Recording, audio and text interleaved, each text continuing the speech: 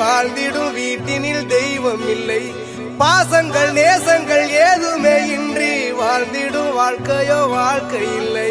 பிரிந்தே நாம் வாழ்கின்ற போது